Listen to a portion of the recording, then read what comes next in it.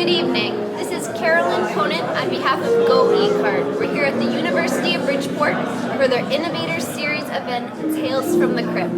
This evening our featured speakers will be our very own Manish Chowdhary as well as Neil Rosen. Both men have been in the software industry. They are established entrepreneurs, and we're looking forward to hearing their wisdom, advice, knowledge, as well as, of course, their tales from the crypt and events and things that they have learned from. The audience this evening will be a healthy mix of students, faculty, as well as community members. Following the featured speakers event, we will have a networking hour, and we're looking forward to meeting a lot of great community members this evening. Manish Chowdhary with us, who is a UB alum and started his business, GoECart, in a dorm room here at UB. So we totally own this guy. We're not letting him go anywhere. And thank heavens he hasn't. His business is in downtown Bridgeport now, and his partners are two UB alums. It must say something pretty decent about this guy, that after all of these years, he's got the same partners who were roommates and friends at the University of Bridgeport. I'll let him tell you the meaty part of the story, but welcome.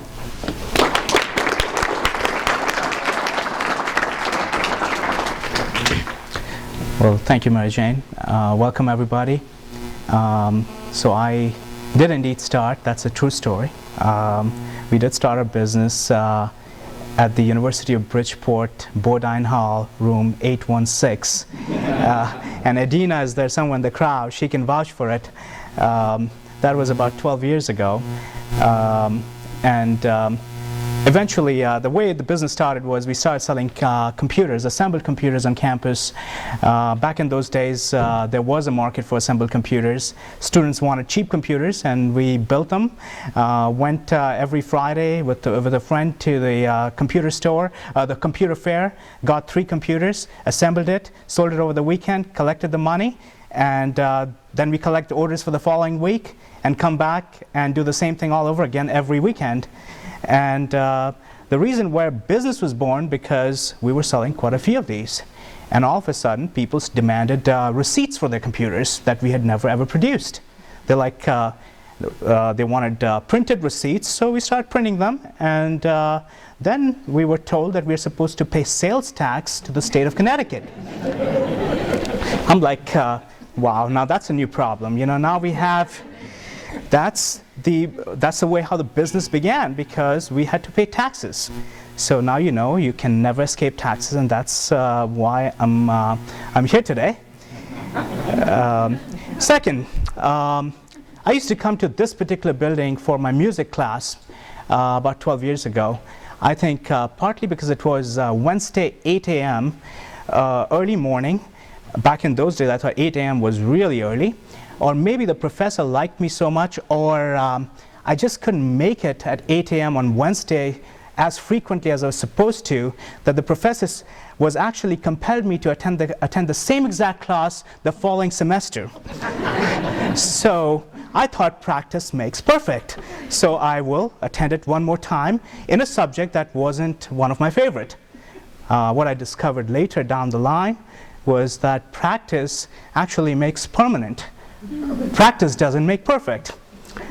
And what makes perfect is continuous learning. And the topic is great. From failure comes the opportunity to learn. And opportunity to learn allows us the opportunity to apply that learning towards something that we can eventually succeed with. So that's my story that I wish to share with you today. There's a number of different failures, you know, starting from UB, right? I had no idea what I was going to really do except to dream, you know?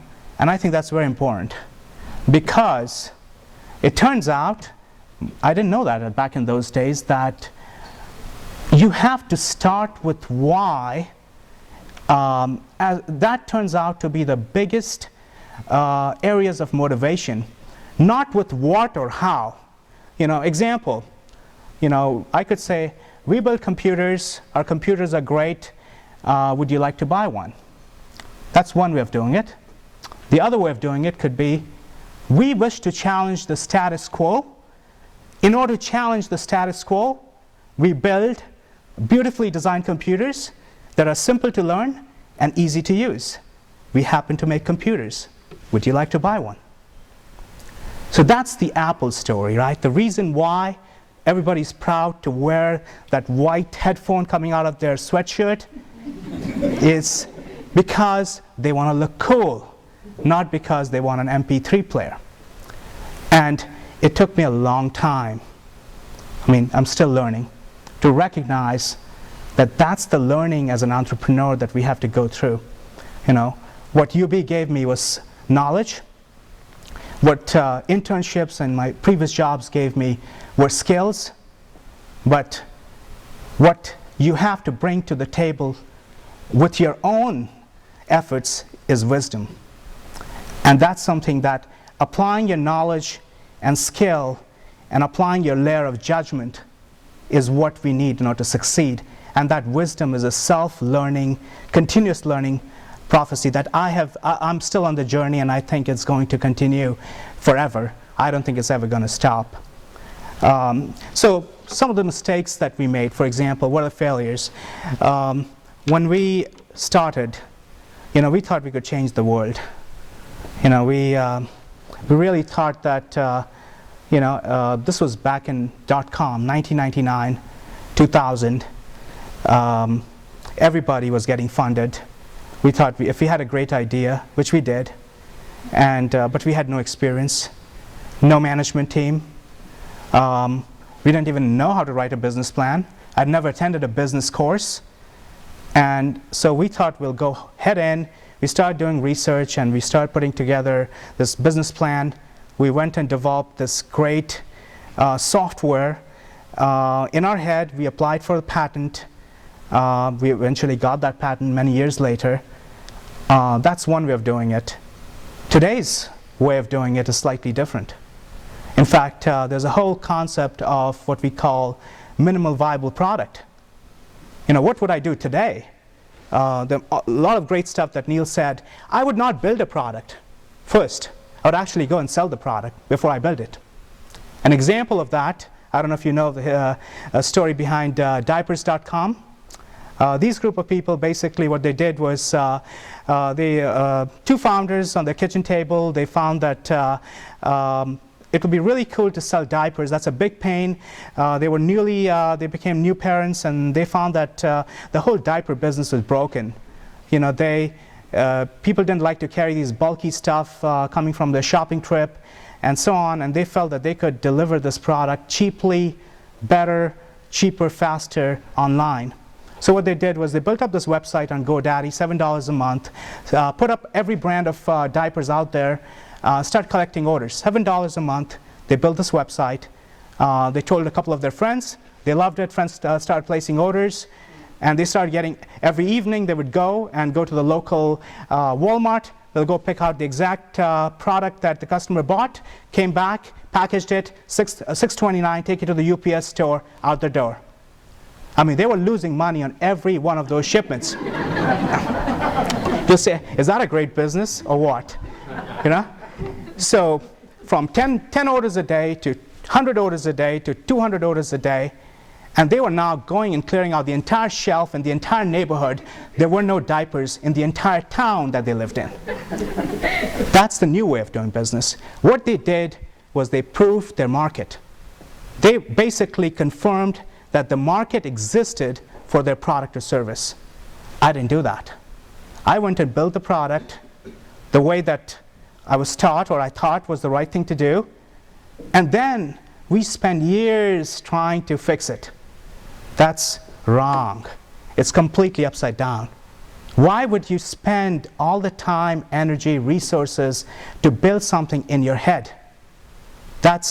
So the new way, if I were to do it today, I would actually go and sell the product, what the customer is willing to pay, and then go and build the product.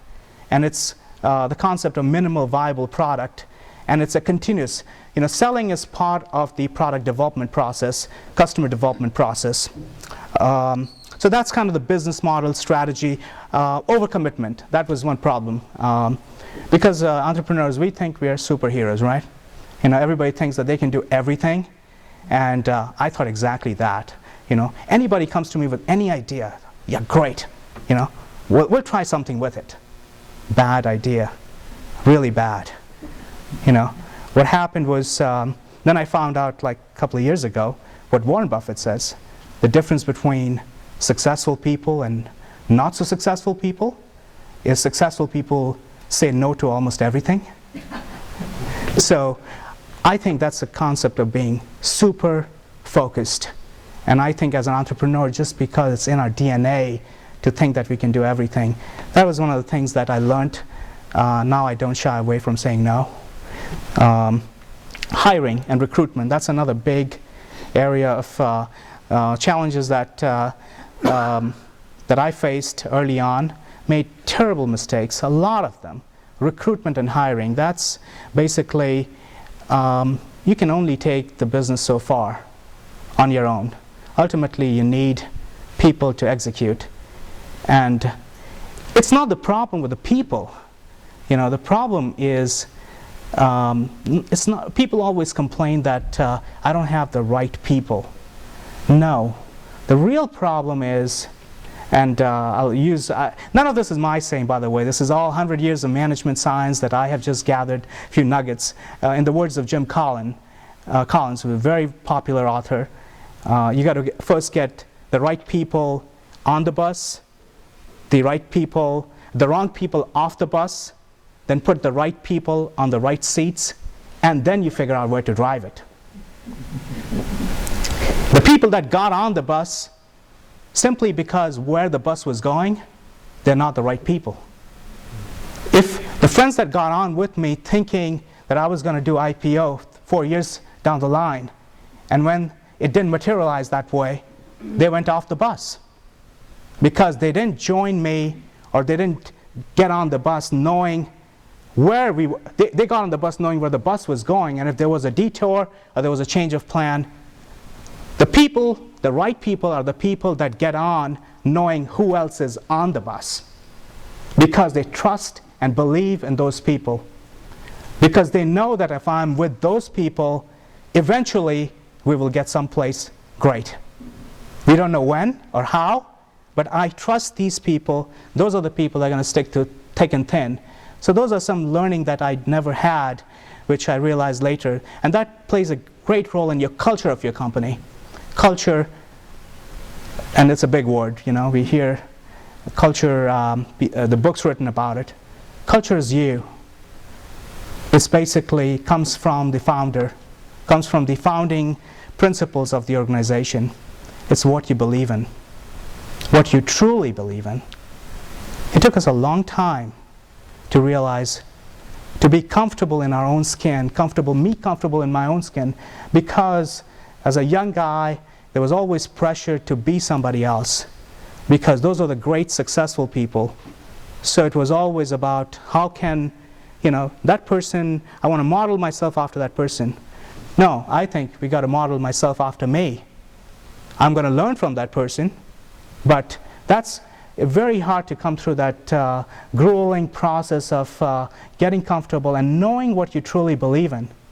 And then you hire the same people that believe in what you believe. When you hire the people that believe in what you believe, I think you get their passion, you get their energy. There are a lot of other stuff, founder versus CEO. I don't know how much time we have left. Okay, 2 minutes, maybe, 1. So that's other founder versus CEO. I mean, one thing I learned was a great product does not mean a successful company. And that's a mistake that we all often think. If we build it, they will come. Now we have to, a great product does not translate into successful company. Or we might have some early luck, we might be able to sell a few.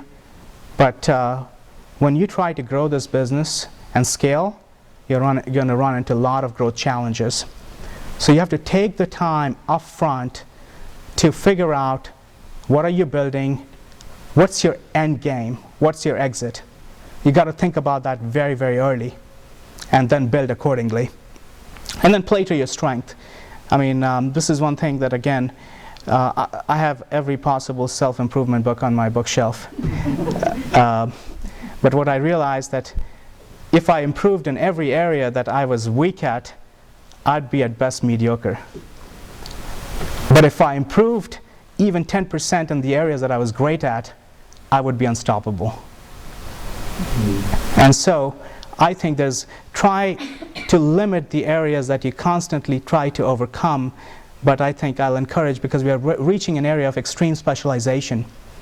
You know, we are getting away from the generalist world. That's my, and you'll have to bring in people that complement you. Don't try to do everything. That's, I've tried it for a long time. It doesn't work, at least not for me. And finally, it's about being remarkable, being thought-provoking. Today, we are bombarded with media, we're bombarded with just about everything. There's very low attention span, and if you try to be another Me Too, there's just too many of them out there. The world is flat, at least in my software technology, just about anywhere. What I do can be done from any corner of the world, anywhere. My competition is anyone, even people that I don't know about. The only way to rise through that is to be absolutely remarkable and outstanding, and find that niche, super focus, and be thought-provoking. Thank you.